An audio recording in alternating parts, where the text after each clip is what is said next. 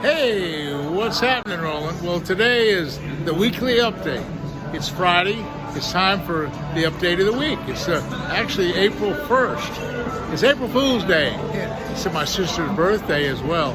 But anyway, today it's a celebrating. I'm at the World's Fishing Fair in Springfield, Missouri at Bass Pro Shop. And I want to tell you a little bit about what that is. You know, I've been working with Bass Pro Shop since before it was Bass Pro Shop. I was working with Johnny Morris years and years ago as a tournament fisherman, as a tournament angler, when he had the idea, hey Roland, I'm going to open up a little shop called Bass Pro Shop in the back of my father's liquor store.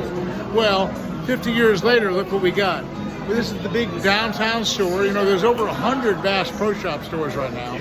And so I'm here with Jimmy Houston and Rick Clunn and Bill Dance and all the luminaries of the sport, and we're celebrating our 50th anniversary here at Bass Pro Shop. You know, I've had a lot to do with this, and I wanted to tell you a little bit about why I'm here and my little contribution I've made over the years, over the last 50 years to Bass Pro Shop, and why I think it's such a great thing. But first of all, I want to bring out something. It is evolved to a different level. The level now, in Johnny Morris's eyes, is what we can do for conservation. And so Johnny, being the Teddy Roosevelt of modern era, has contributed more to conservation than any living person ever in the whole world. And this whole fair, this whole big show, this whole week-long endeavor is all to benefit conservation. They're going to raise millions of dollars. Now this summer, you know, we had the big giant $1 million tournament. That was $1.5 million contributed to conservation as well. So every year, Johnny and the Bass Pro Shops and all the affiliates contribute millions of dollars to conservation. In fact, Johnny doesn't like me to tell you this, but actually Johnny himself has contributed over $100 million of his own personal resources to benefit conservation. He's involved with the Wild Turkey Federation, the offshore fisheries, salmon. He's the Rocky Mountain Elk Fair, every kind of foundation there is for wildlife, and he's just such a supporter of that. Now, on my level, what I've seen, because I'm basically a tournament fisherman, you know, I've been really big in catch and release, for example. And now that I'm fishing Headwaters Lake, what I see and what's happening and what the mindset of the public seems to be is catch and release is fine. In fact, out of the 10 great big bass that I caught in the last 2 months, say the big giant bass over 10 pounds, I looked in their mouths, and guess what? 8 of them for sure had been caught before. And a couple of those 8 had more than one times that they've been caught. You can see they've been caught 2 or 3 times. So what we're talking about here is that catch and release is allowing, just that one part of conservation, is allowing many people to enjoy their personal best.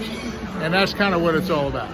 But here at the Bass Pro Shop, we're today and for this whole week, we're giving seminars on all the tips and techniques. So Shaw Grigsby and I just did a seminar yesterday on how to catch big bass in Florida. And of course, I talked about the great shiner fishing I've had on the Headwaters Pond, and all the great big 10 and 12 pound fish that we've been catching. So that's just one thing. Shaw was talking about his sight fishing and his flipping techniques. And he also caught a 12 pound bass out of Headwaters. So Shaw knows the Headwaters as well.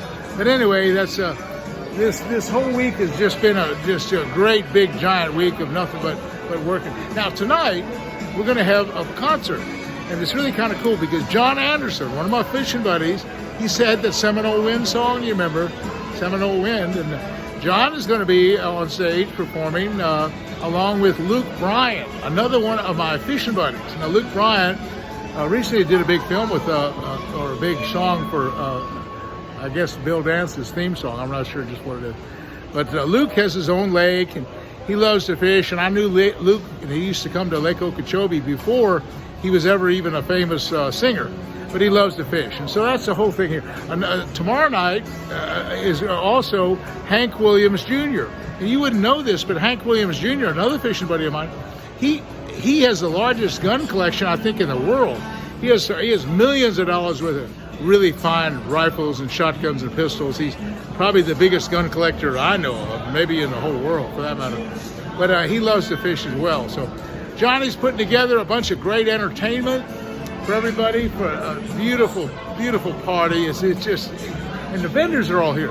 Outside in the parking lot, there's all like 200 different tents set up and 2 different vendors, and you can go in and look at, you can buy equipment, you can order stuff, you can look at all the new product. And so this is really like the whole showcase of the year. It's the biggest show, and it's a consumer show as well. You can buy stuff. And so it's just a fantastic setup. Bass Pro Shops, World's Fishing Fair. Now the first fishing fair they had was in 1988. I was here. And let me just tell you what happened was Johnny Morris, being the competitor he was, he graduated from Drury University in the early 70s, about 70, I think 1970. And the first thing he did, he came to Table Rock Lake. And I was having a tournament there, and I was rooming with Bill Dance at the time. And it ended up where Bill Dance won the tournament. I lost to Bill by 7 ounces. I came in second place in that particular tournament. But we met Johnny Morris. Johnny Morris came up to me and introduced himself, and he was talking all about this. He had just graduated from college, and he was working with his father in the liquor store.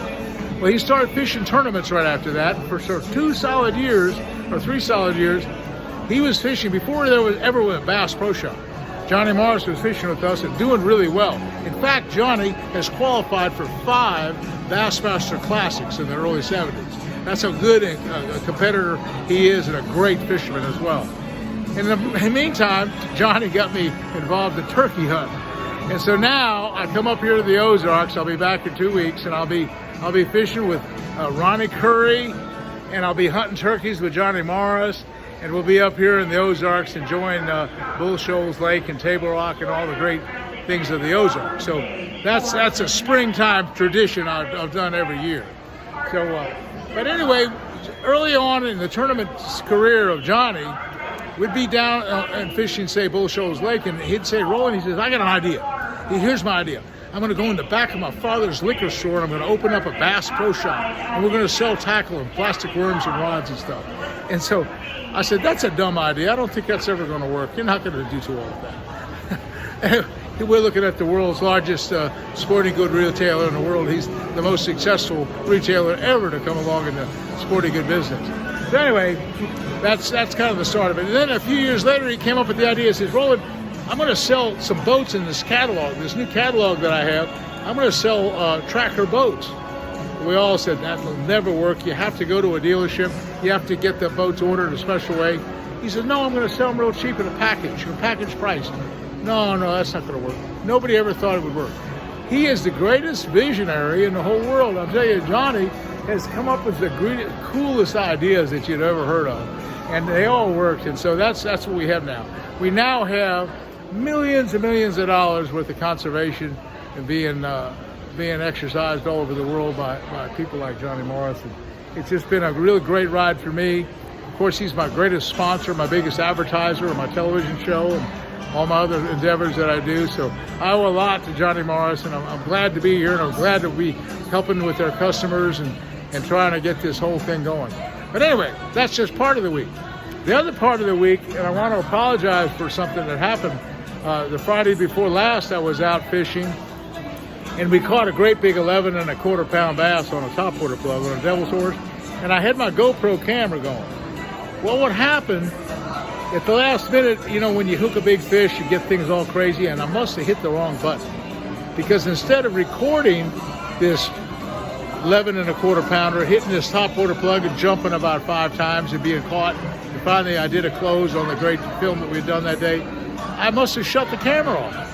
Because my editor called me, he said yesterday, he said, Roland, that big giant 11 1/4 pounder we caught on topwater in that big film you made, there's no fish. There's no 11 pound bass. Well, we had some other 5 pound bass, and so we're going to do a show about it. We're going to talk about the fact that we did catch an 11 pounder. It's just that we don't have any film of it. So that was what happened a couple weeks ago. The rest of the week has been interesting. I had some guys the first part of the week, and I'm doing the free line thing. And I was at Headwaters before I left to come up here. I'll tell you, the free lining is really cool. It's on a circle hook. I'm using a light 17 to 20 pound fluorocarbon line.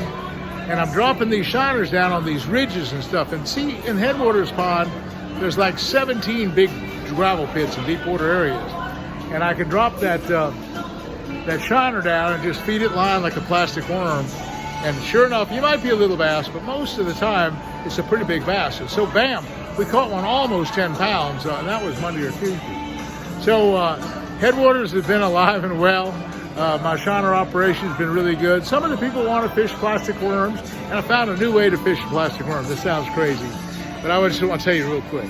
I can take a Cinco, a 297 Cinco, and I can give it to say some gal that maybe doesn't fish and she doesn't know how to cast very well.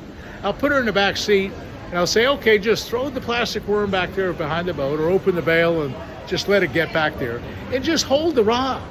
And I'm going to move along with the wind, and I'm going to drift with the trolling motor and on, and I'm going to, we're going to fish up front. But whenever something starts tugging real hard, you're going to have a bass on that line. And guess what?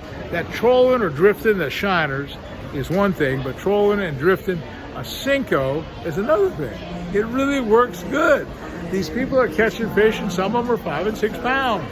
And so everybody's having a ball, and so there's a lot of new techniques going on, a lot of great fishing going on.